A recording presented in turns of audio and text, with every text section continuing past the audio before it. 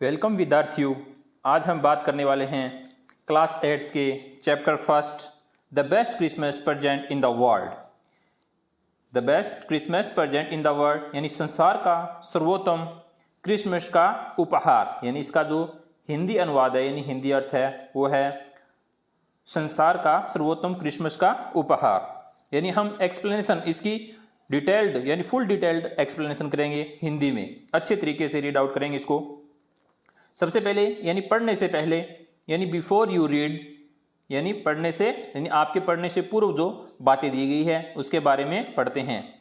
There are some dates और periods of time in the history of the world that are so significant that everyone knows and remembers them.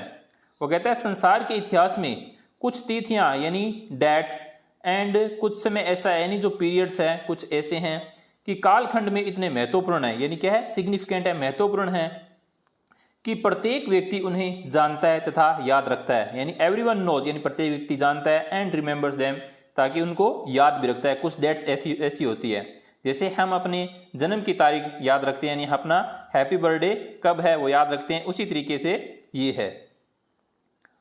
Next बात करते हैं the story you will read mention one such date and event. यानी यह कहानी जिसे तुम पढ़ने जा रहे हो या हम पढ़ने जा रहे हैं वो एक ऐसी ही दिनांक तथा घटना यानी मेंशन विल बी रीड यानी इवेंट डेट एंड इवेंट ऐसी घटना पर आधारित है।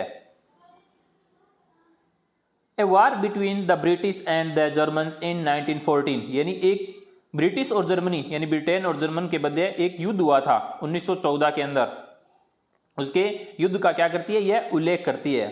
Can you gas which war it was, यानी वो कहता है कि क्या आप जानते हैं कि ये जो युद्ध हुआ था यानी इनका क्या आप अनुमान लगा सकते हैं, क्या गैस कर सकते हैं इनके बारे में।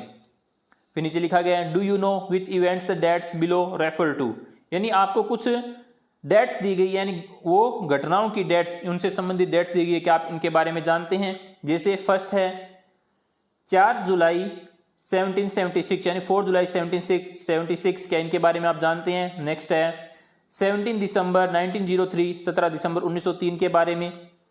नेक्स्ट है 6 अगस्त 1945 के बारे में, 13 जनवरी 1948 के बारे में, 12 अप्रैल 1961 के बारे में या फिर 20 जुलाई 1969 के बारे में, क्या आप इनके बारे में जानते हैं। तो इसके नीचे आपके बुक्स के अंदर लिखा भी गया है the answers are on page 23। इनके आंसर्स हैं, इन 6 के जो आंसर्स है वो पेज नंबर 23 पर आपको मेंशन मिलेंगे।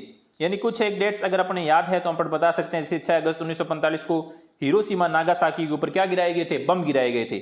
और 30 जनवरी 1948 को यानी गांधी जी से संबंधित है ये। और कब यानी उसकी ये डेट्स है ये क्या है अपने को पेज नंबर 23 पे मिल जाएगी। अपन लास्ट में इनकी भी चर्चा करेंगे। यानी ये सिर्फ आपको ये बताया गया है कि कुछ डेट्स एंड पीरियड्स ऐसे होते हैं जिनमें अपने को क्या है यानी कुछ डेट्स क्या रखनी होती है, याद रखनी होती है। बात करते हैं नेक्स्ट यानी अपना जो लेसन है यानी जो अपना जो चैप्टर फर्स्ट है the best Christmas present in the world के बारे में, उनके बारे में अब अपन यहां से शुरू करते हैं। यानी फर्स्ट यानी पार्ट दिया गया है I spotted it in a junk shop in Bridport, यानी spotted in a junk shop in Bridport a roll top desk के बारे में बताया गया है। यानी वो कहता है मैंने इसे यानी वो कहता है एक मेज के बारे में। रोल टॉप डेस्क एक मेज है जिसका ऊपरी हिस्सा क्या होता है घूमता है, रोल होता है यानी घुमावदार है। को ब्राइडपोर्ट की कबाड़ की मैंने दुकान में देखा था। कहां पे ब्राइडपोर्ट में एक कबाड़ की दुकान थी। ए जंक शॉप यानी एक जंक शॉप का मतलब होता है कबाड़ की दुकान थी। वहां पे स्पॉटेड का मतलब यहां पे है सा यानी मैंने देखा था, यानी यहां इसका मतलब है सा। इनके इंपॉर्टेंट जो मीनिंग है वो अपन लास्ट में इसकी चर्चा कर लेंगे। और वो कहता है कि मैंने इसे ब्राइडपोर्ट में कबाड़ की दुकान में देखा है। किसको ए रोल टॉप डेस्क को, यानी जो एक घुमावदार क्या है रोल टॉप डेस्क है उसको देखा है। The man said it was early 19th century and oak. और वह कहता है दुकानदार ने कहा कि यह 19वीं सदी, क्या कहता है a man said early 19th century यानी दुकानदार ने कहा कि 19वीं सदी के प्रारंभ की थी। यानी ये चीज थी जो कब की थी 1900 सदी के प्रारंभ की थी। और ये किसकी थी एंड ओक और किसकी बनी हुई थी ये, यानी शाहबलूत के लकड़ी की, यानी ये कोई वृक्ष है शाहबलूत यानी ओक, उसकी ये बनी हुई थी। यानी क्या, मेज, यानी जो रोल टॉप डेस्क थी, जो घुमावदार डेस्क थी, वो किसकी बनी हुई थी, शाहबलूत के लकड़ी की बनी हुई थी। I had wanted one but they were far too expensive. मुझे ऐसी एक मेज की जरूरत थी।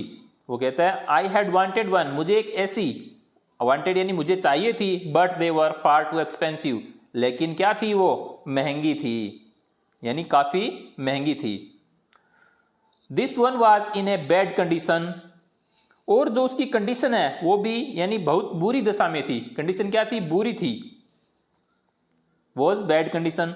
The roll top several pieces, one leg clumsily mended, और वो ये भी कह रहा है साथ में, यानी उसके जो घूमने वाला ऊपरी भाग जो था, उसकी एक टांग भद्दे तरीके से मरम्मत की हुई थी, यानी क्लम्सी मेंडेड, यानी वो भद्दे तरीके से थी। और scratch marks all down one side, और एक साइड में, scratch marks all down one side, और एक साइड में यानी उसका जो हिस्सा था, यानी जो टांग थी, उसकी मरम्मत की हुई थी, और नीचे के जलने तक के क्या थे, निशान थी, स्कॉच मार्क्स थे।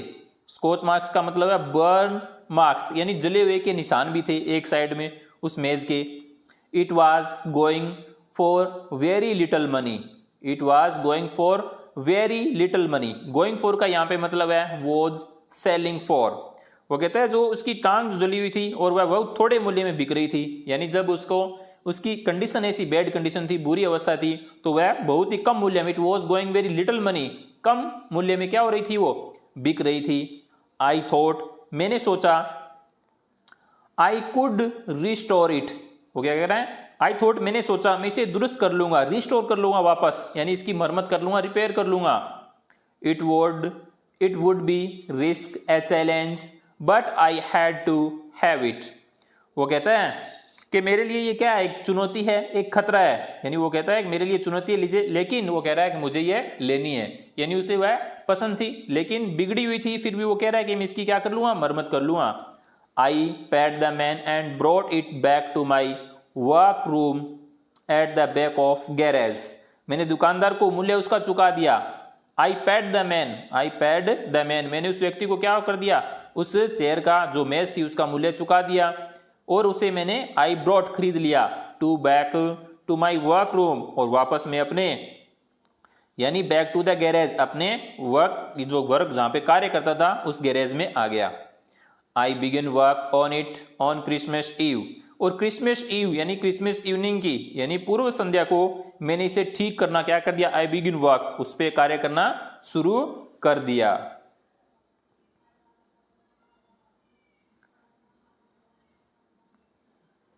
नेक्स्ट है, I removed the roll top completely and pulled out the drawers.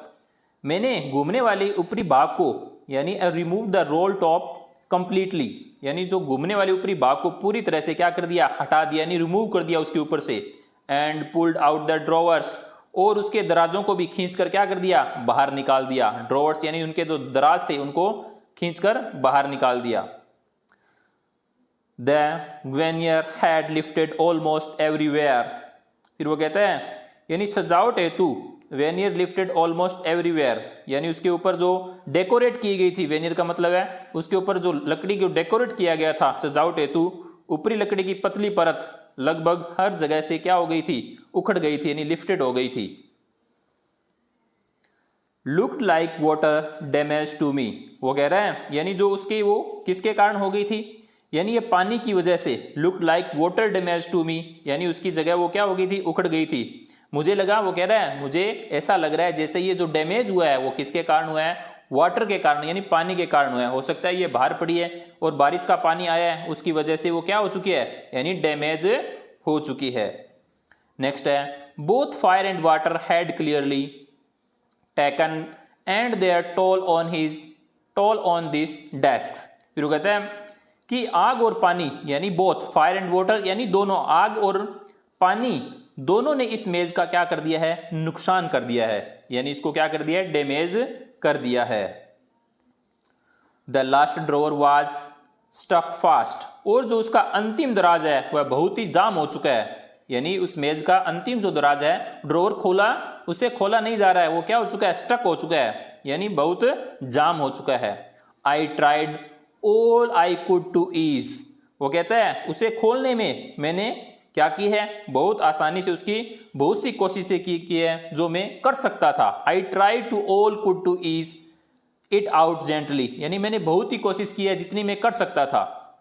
In the and I used brute force, फिर वो कहता है अंत में मैंने शारीरिक बल का भी प्रयोग किया, यानी ब्रूट फोर्स का मतलब है यहाँ पे शारीरिक बल का भी मैंने क्या किया, यूज किया। I stuck it sharply with the side of my fist and the drawer flew open to reveal a shallow space underneath a secret drawer. मैंने इस पर अपनी मुट्ठी की बगल से जोर की, यानी अपन उसके अंदर अंगुलियां डालकर, यानी जो उसके आगे जो पकड़ने का जो हैंडल लगा था उसके अंदर उंगलियां डालकर, यानी मैंने क्या किया, मुट्ठी का जोर लगाया और जोर से क्या किया, उस पर प्रहार किया, यानी चोट किया, ताकि दराज खुलकर गिर गई। यानी जोर से मैंने उसको क्या किया, खींचा, यानी अपने हाथ डालकर, तो इससे वो दराज क्या है, बाहर आके खुलकर गिर गई और नीचे उथले खाली स्थान में बनी, यानी ग्रुप एक उसके अंदर जो दराज जो उसको खोला था उसके अंदर भी एक गुप्त दराज उसको दिखाई दी। क्या, एक सीक्रेट ड्रॉवर, यानी उसको एक अंडरनीथ नीचे एक गुप्त ड्रॉवर दिखाई दिया, यानी दराज दिखाई दी। There was something in there,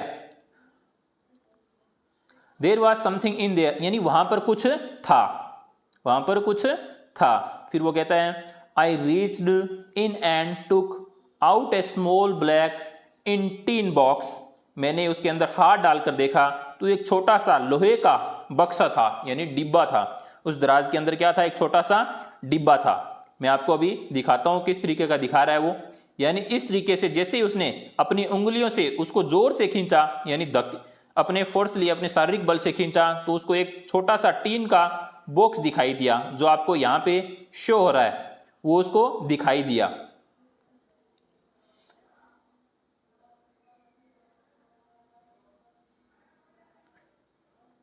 फिर वो कहता है a small black box sellotape to on the top of it was piece of line note paper and written on in the shaky hand writing, और वो कहता है उसके ऊपर एक सेलो टेप से एक कागज चिपका हुआ था, और उस कागज यानी एक लाइनदार नोट पेपर था, उसके ऊपर चिपकाया गया था, और उस पर हैंड रिटन यानी हाथ से कुछ लिखा हुआ था। अब वो लिखा हुआ क्या था, यानी hand writing, Jim's last letter, यानी जिम का अंतिम पत्र, यानी जो उस पर लिखा हुआ था अंतिम पत्र था। रिसीव्ड यानी कब प्राप्त हुआ, जनवरी 25, 1915, यानी 25 जनवरी 1915 को वो प्राप्त हुआ। उस पर हैंड रिटन डे से लिखा हुआ था। To be buried with me when the time comes, वो कहता है समय आने पर मेरे साथ ही दफनाया जाए, यानी इसकी अंतिम इच्छा थी कि समय आने पर इसे को मेरे साथ ही टाइम्स कम ब्यूरिड कर दिया जाए, ब्यूरिड यानी दफना दिया जाए, मेरे साथ ही इसको दफना दिया जाए। I know as I did it that it was wrong of me to open the box, फिर वो कहता है जैसे ही मैंने यह किया, आई टाइम्स कम, जैसे ही वो कहता है I knew as I did that it was wrong of me to open the box, वो कहता है जैसे ही मैंने किया मैं समझ गया था कि डिब्बे को खोलकर मैंने गलती की। वो क्या कह रहा है, यानी डिब्बे को खोलकर मैंने क्या कर ली है, कोई गलती कर ली है। But curiously got the better of my scruples it usually does, फिर वो कहता है कि खोलकर मैंने क्या कर ली, इसको गलती कर ली, पर उत्सुकता मेरी नैतिकता पर क्या हो चुकी थी, हावी तो हो चुकी थी, यानी मेरे अंदर ऐसी उत्सुकता जाग गई थी कि मैं इसको खोल कर देखूं। जैसे अपने को कुछ नई वस्तु मिल जाती है तो अपने मन में ये इच्छा होती है कि इसको खोल कर तो देखें, क्या पता इसमें कुछ हो सकता है, कुछ नया मिल जाए। तो इसलिए अपने मन के अंदर क्या, उसके मन में क्या हो गई, उत्सुकता हो गई, यानी इस चीज की उसको देखने की। फिर वो कहता है inside the box there was an envelope, यानी उस बॉक्स के अंदर यानी डिब्बे के अंदर एक लिफाफा था, एनवलप यानी एक लिफाफा था। द एड्रेस रीड, उसने इस इस पता उस पर इस प्रकार था, the address read Mrs G McPherson 12 copper beeches Bridport Dorset, यानी उसके ऊपर क्या लिखा हुआ था, एड्रेस लिखा हुआ था, श्रीमती जिक मैकफरसन 12 कूपर बीचेज ब्रिडपोर्ट, कहां पे, डॉरसेट के अंदर। I took out the letter and unfolded it, और मैंने पत्र निकाला और उसे खोला, अनफोल्ड किया, खोला। It was written in pencil and dated at the top December 26, 1914, यानी जैसे ही मैंने उस पत्र को खोला, उस पत्र में पेंसिल से लिखा हुआ था, किससे लिखा हुआ था, पेंसिल से लिखा हुआ था। क्या लिखा हुआ था, 26 दिसंबर 1914 की तारीख है उस पर अंकित की हुई थी। किसके ऊपर, जो उस व्यक्ति को यानी एक टीन का डिब्बा मिला था, जो वो ब्राइडपोर्ट यानी एक रोल टॉप डेस्क खरीद कर लाया था, उसके जैसे ही उसने उसका एक बॉक्स खोला, यानी नीचे का जो दराज खोला, तो उसके अंदर एक टीन बॉक्स था ब्लैक कलर का, उसमें एड्रेस लिखा हुआ था। वो एड्रेस किसका था, यानी उस पे पहले हस्तलेख लिखा हुआ था 25 जनवरी 1915 को, और मेरे साथ ही उसने लिखा था कि दफना दिया जाए। जैसे ही उसके मन के अंदर इच्छा हुई तो उसने उसको क्या कर लिया, खोलकर देख लिया। फिर इसके नेक्स्ट कॉम्प्रिहेंशन चेक, और इसमें 2 क्वेश्चंस भी दिए गए हैं। पहला है what did the author find in junk shop, यानी लेखक को एक कबाड़ की दुकान में क्या मिला। पहली लाइन जो अपन ने पढ़ी थी उसके अंदर इसका आंसर है the author found the roll top desk, उसको क्या मिला था, रोल टॉप डेस्क मिला था। अपन लास्ट में इसकी भी चर्चा कर लेंगे।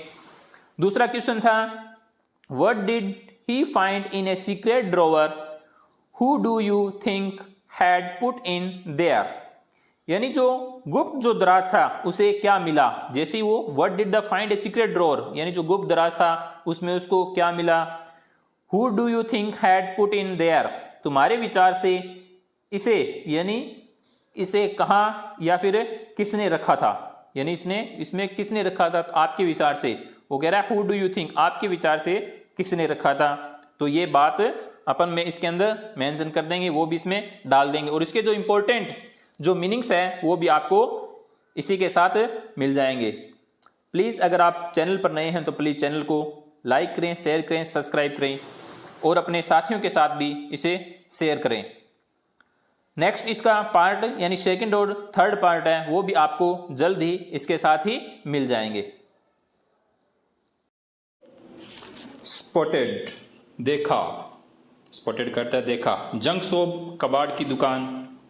नेक्स्ट है क्लमसिली, भद्दी तरीके से। नेक्स्ट मैंडेड, सुधरी हुई। नेक्स्ट है स्कॉच मार्क्स, जलने के दाग। वाज गोइंग का अर्थ है यहाँ पे बिक रही थी, यानी सेलिंग। रिस्टोर, मरम्मत करना। स्ट्रक फास्ट, जाम हो गई, स्ट्रक फास्ट का मीन है जाम हो गई। ड्रॉवर यानी दराज या वेनियर, सजावटी लकड़ी की पतली परत, वेनियर। ब्रूट फोर्स यानी शारीरिक बल लगाना, ब्रूट फोर्स। स्ट्रक यानी चोट की, प्रहार करना, स्ट्रक। सेकी यानी कांपते हुए हाथों से, सेकी। नेक्स्ट है बरीड, दफनाया जाए। नेक्स्ट है क्यूरियोसिटी, जिज्ञासा। स्क्रब्स का अंतर है नैतिकता।